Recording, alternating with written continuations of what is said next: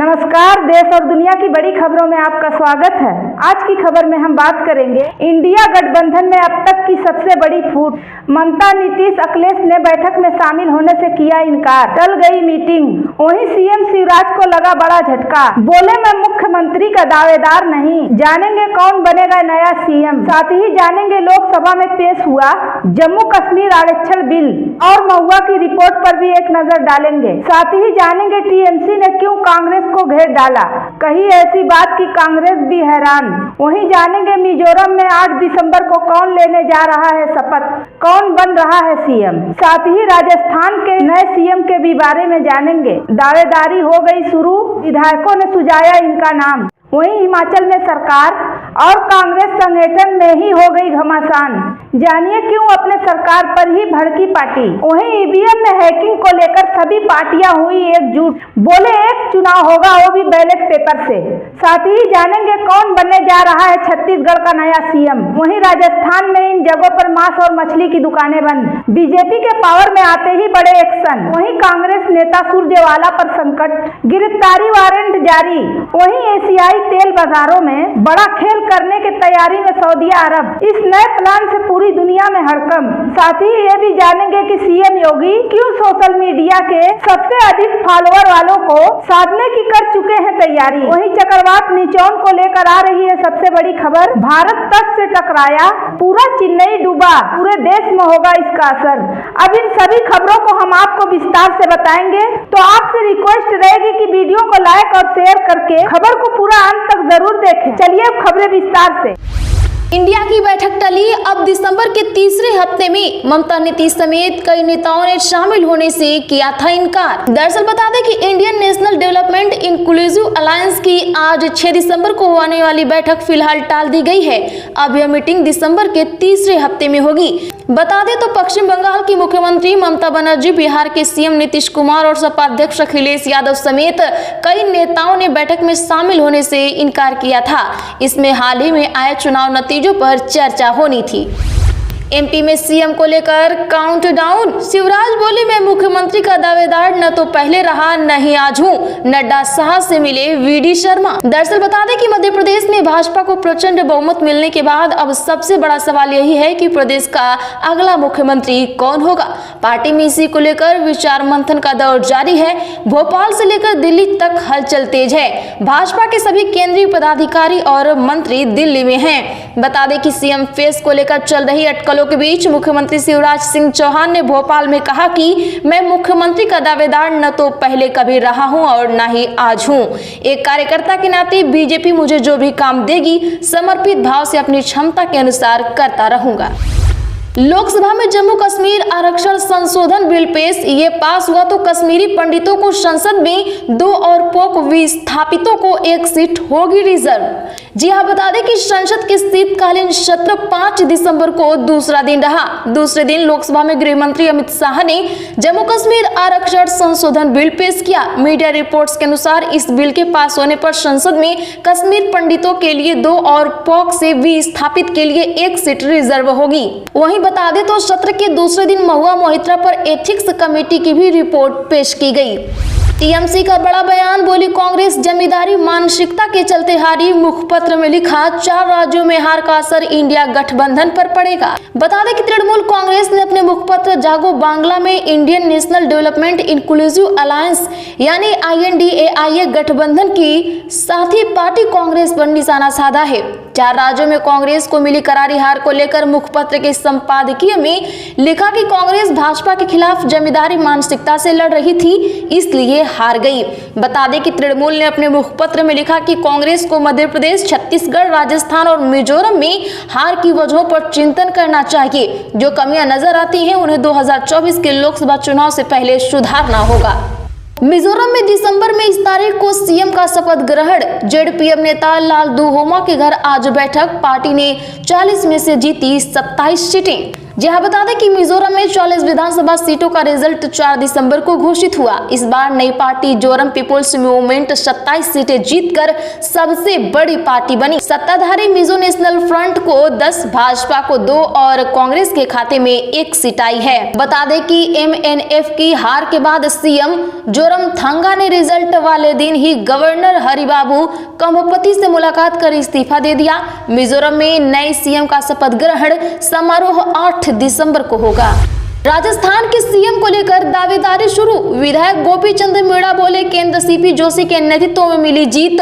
सराफ ने कहा, वसुंधरा से 70 MLA मिले। दरअसल राजस्थान में बहुमत मिलने के साथ ही बीजेपी में सीएम पद की दौड़ शुरू हो गई है। राजस्थान का अगला मुख्यमंत्री कौन होगा, इसे लेकर दिल्ली में मंथन जारी है। जयपुर में बीते दिन पूर्व मुख्यमंत्री वसुंधरा राजे से 30 से ज्यादा विधायकों ने मुलाकात की।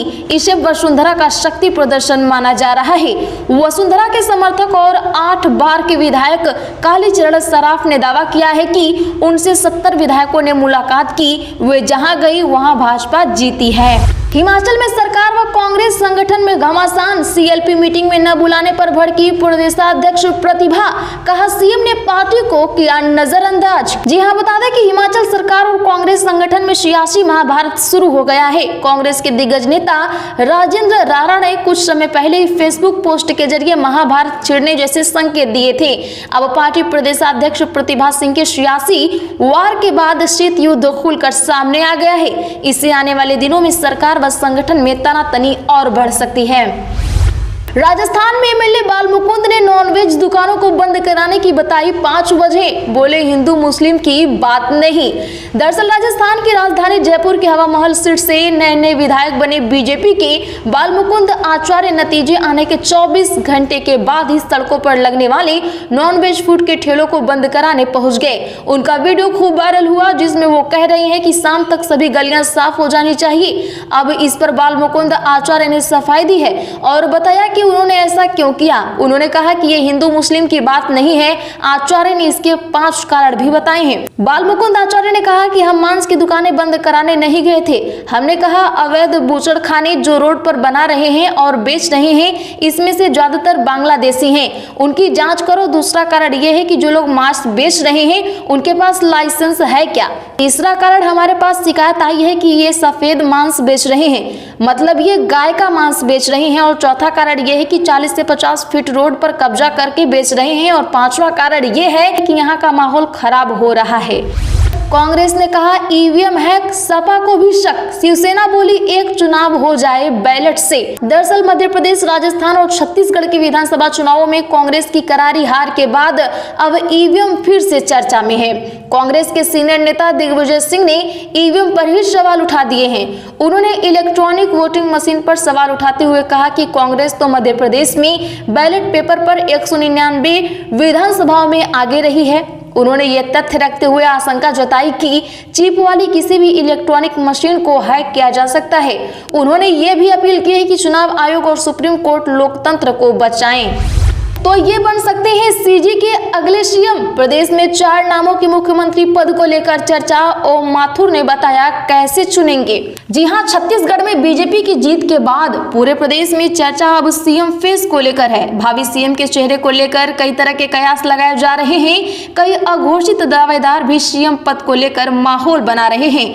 गली चौराहों से लेकर सियासी गलियारों तक जिन 4 बीजेपी उम्मीदवारों को लेकर नामों की चर्चा है, उनमें पहले दावेदार है रमन सिंह, पूर्व मुख्यमंत्री। वहीं दूसरे दावेदार है विष्णु साय, तीसरे दावेदार रेणुका सिंह और चौथे दावेदार अरुण साव, सांसद और प्रदेश अध्यक्ष हैं।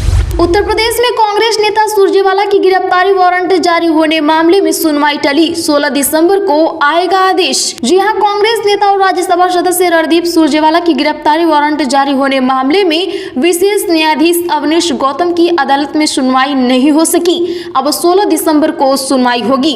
दरअसल सुरजेवाला के अधिवक्ता संजीव वर्मा ने कोर्ट में आवेदन देकर कहा कि हाई कोर्ट के न्यायमूर्ति राजवीर सिंह के फैसले के विरुद्ध सुप्रीम कोर्ट में विशेष अनुमति याचिका दाखिल की गई है। मामले में उच्चतम न्यायालय ने पहले ही 14 दिसंबर 2023 तक सभी कार्यवाहियों पर रोक लगाई है। एशियाई तेल बाजारों में बड़ा खेल करने की योजना बना रहा सऊदी अरब, स्टिंग ऑपरेशन में हुआ बड़ा खुलासा। जी हां, इस बड़ी खबर के तहत बता दें कि ओपेक प्लस का अहम सदस्य और दुनिया का दूसरा सबसे बड़ा तेल उत्पादक देश सऊदी अरब को लेकर एक चौंकाने वाला खुलासा हुआ है। एक तरफ जहां दुनिया के अधिकांश विकसित और विकासशील देश डिकार्बोनाइजेशन की अपनी योजनाएं तेज कर रहे हैं, तो वहीं दूसरी तरफ सऊदी अपने गैस और तेल के एजेंडे को बढ़ावा देने के लिए अलग अलग पैंतरेबाजी कर रहा है। सऊदी अधिकारियों के स्टिंग ऑपरेशन का एक आइडिया सामने आया है, जिससे पता चला है कि सऊदी अरब ने एशिया और अफ्रीका के बाजारों में तेल की मांग को कृत्रिम तरीके से बढ़ाने की योजना बनाई है। राम मंदिर में प्राण प्रतिष्ठा को लेकर सोशल मीडिया को राममय करेगी योगी सरकार, इन्फ्लुएंसर्स के जरिए प्रचार, ड्रोन शो और वाटर स्क्रीन। जी हां, प्रदेश सरकार अयोध्या में जनवरी में होने जा रहे भगवान श्री राम के भव्य मंदिर के उद्घाटन कार्यक्रम को ऐतिहासिक बनाने में जुटी हुई है। इसके तहत पूरे प्रदेश में विभिन्न कार्यक्रम के साथ विभिन्न सोशल मीडिया प्लेटफॉर्म पर भी कार्यक्रम प्रसारित किए जाएंगे।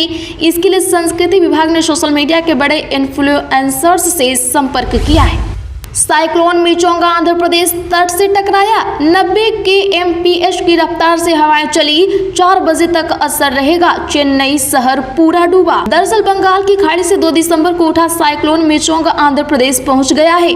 मौसम विभाग के मुताबिक ठीक दोपहर 1 बजे यह आंध्र प्रदेश के बापटला में नेल्लोर मछलीपट्टनम के बीच लैंडफॉल कर गया। हवाएं 90 किलोमीटर प्रति घंटे की रफ्तार से चल रही हैं, जो 110 kmph तक पहुंच सकती हैं। तूफान का असर 4 बजे तक रहेगा।